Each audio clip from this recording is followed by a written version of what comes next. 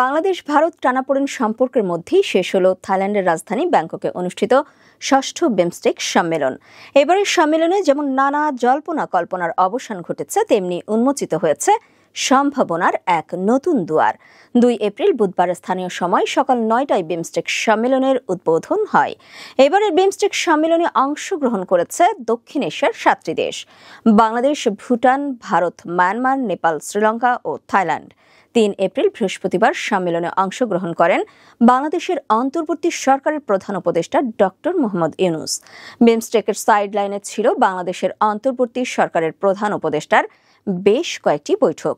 ASEAN সদস্যপদ পাওয়ার ক্ষেত্রে থাই এলিটদের সমর্থন চান প্রধান উপদেষ্টা। দুর্নীতির বিরুদ্ধে যৌথ লড়াইয়ে বাংলাদেশ থাইল্যান্ড সমঝোতা স্মারকে স্বাক্ষর হয়। এছাড়া প্রধান উপদেষ্টার হাই রিপ্রেজেন্টেটিভ ডক্টর খলিলুর রহমানের সাথে মিয়ানমারের উপপ্রধানমন্ত্রী ও পররাষ্ট্রমন্ত্রী উথান শিউয়ের বৈঠক অনুষ্ঠিত হয়, যেখানে 1,80,000 রোহিঙ্গাকে মিয়ানমারে প্রত্যাবাসনের জন্য চিহ্নিত করা হয়েছে। বাংলাদেশের প্রধান উপদেষ্টা অধ্যাপক ডক্টর মোহাম্মদ ইউনূস শুক্রবার থাইল্যান্ডের ব্যাংককে শাংগ্রি-লা হোটেলে থাইল্যান্ডের সাবেক প্রধানমন্ত্রী থাকসিন সিনাওয়াত্রার সঙ্গে সাক্ষাৎ করেছেন। দীর্ঘদিনের বন্ধু ও 2006 সালে শান্তিতে নোবেল জয়ী অধ্যাপক ইউনূস সাক্ষাতের শুরুতেই থাকসিনের স্বাস্থ্য সম্পর্কে খোঁজখবর নেন। এরপর 2 নেতা আঞ্চলিক বাণিজ্য, সামাজিক ব্যবসা ও থাইল্যান্ডের গ্রামীণ অঞ্চলে মাইক্রো ক্রেডিট সম্প্রসারণ নিয়েও আলোচনা করেন। অধ্যাপক ইউনূস থাইল্যান্ডের সাবেক প্রধানমন্ত্রীকে বাংলাদেশ থাইল্যান্ড সম্পর্ক জোরদারে তার অতীত ভূমিকার জন্য ধন্যবাদ জানান। পাশাপাশি আসিয়ান সদস্য হওয়ার জন্য বাংলাদেশের প্রচেষ্টায় থাকসিনের সমর্থন কামনা করেন। তিনি আশা প্রকাশ করেন, থাইল্যান্ডের সহযোগিতায় দক্ষিণ ও দক্ষিণ পূর্ব এশিয়ার মধ্যে শান্তি ও স্থিতিশীলতা জোরদার হবে এবং রোহিঙ্গা সংকট সমাধানে সহায়ক পরিবেশ তৈরি হবে। থাইল্যান্ডের সামাজিক উন্নয়ন ও মানব সুরক্ষা মন্ত্রী ভারাউত শিল্পা আর্চা এবং প্রধানমন্ত্রীর কার্যালয়ে সংযুক্ত থাইল্যান্ডের মন্ত্রী জিরাপন সিন্ধু প্রায় 3 এপ্রিল বৃহস্পতিবার অধ্যাপক ডক্টর মোহাম্মদ ইউনূসের সাথে বৈঠক করেন। এছাড়াও ভুটানের প্রধানমন্ত্রী দাশো শেরিং টোবগের সঙ্গে বৈঠক করেছেন বাংলাদেশের প্রধান উপদেষ্টা অধ্যাপক ডক্টর মোহাম্মদ ইউনূস।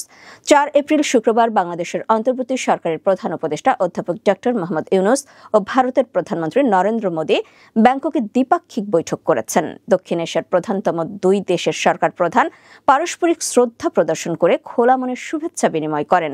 2 সরকার প্রধানের 40 মিনিট ব্যাপী আলোচনা ছিল খোলামেলা, ফলপ্রসূ এবং গঠনমূলক। বিমস্টেকের নতুন চেয়ারম্যান হিসেবে অধ্যাপক ইউনূস 7 সদস্য দেশের মধ্যে মুক্ত বাণিজ্য চুক্তির জন্য ভারতের সমর্থন চান।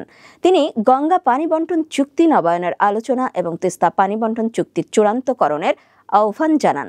বিমস্টেকের চেয়ারম্যান হিসেবে দায়িত্ব গ্রহণ করায় অধ্যাপক ইউনূসকে অভিনন্দন জানান এবং ঈদ উল ফিতরের শুভেচ্ছা জানান ভারতের প্রধানমন্ত্রী নরেন্দ্র মোদী। তিনি বলেন, ভারত সবসময় বাংলাদেশের সঙ্গে সম্পর্ককে সর্বোচ্চ অগ্রাধিকার দিয়ে থাকে। শুক্রবার ষষ্ঠ বিমস্টেক শীর্ষ সম্মেলন শেষে ব্যাংককে জোটের মহাসচিব ইন্দ্রমণি পাণ্ডে প্রধান উপদেষ্টা ডক্টর মোহাম্মদ ইউনূসের সঙ্গে সৌজন্য সাক্ষাৎ করেন। এ সময় দক্ষিণ ও দক্ষিণ পূর্ব এশিয়ার দেশগুলোর জোট বিমস্টেকের সদস্য রাষ্ট্রগুলোর তরুণ তরুণীদের মধ্যে সম্পৃক্ততা বাড়াতে একটি ইউথ ফেস্টিভ্যাল আয়োজনের জন্য 2 বছর পর ঢাকায় অনুষ্ঠেয় পরবর্তী বিমস্টেক সম্মেলনের সময় তরুণদের জন্য আলাদা একটি সম্মেলনের আয়োজনের কথা বলেন প্রধান উপদেষ্টা। সম্মেলন শেষে থাইল্যান্ডের প্রধানমন্ত্রী পেতং তান সিনাওয়াত্রা নতুন চেয়ারম্যান হিসেবে ডক্টর মোহাম্মদ ইউনূসের কাছে দায়িত্ব হস্তান্তর করেন। সম্মেলনে অংশগ্রহণ শেষে শুক্রবার বাংলাদেশ সময় আনুমানিক রাত 10:05 দেশে ফিরেছেন প্রধান উপদেষ্টা ডক্টর মোহাম্মদ ইউনূস। তবে বাংলাদেশের অন্তর্বর্তী সরকারের প্রধান উপদেষ্টা ডক্টর মোহাম্মদ ইউনূসের বিমস্টেক সম্মেলনের মধ্য দিয়েই বাংলাদেশে উন্মোচিত হবে নতুন সম্ভাবনার দুয়ার। বাংলাদেশ পাবে নতুন কিছু, এমনটাই প্রত্যাশা সকলের।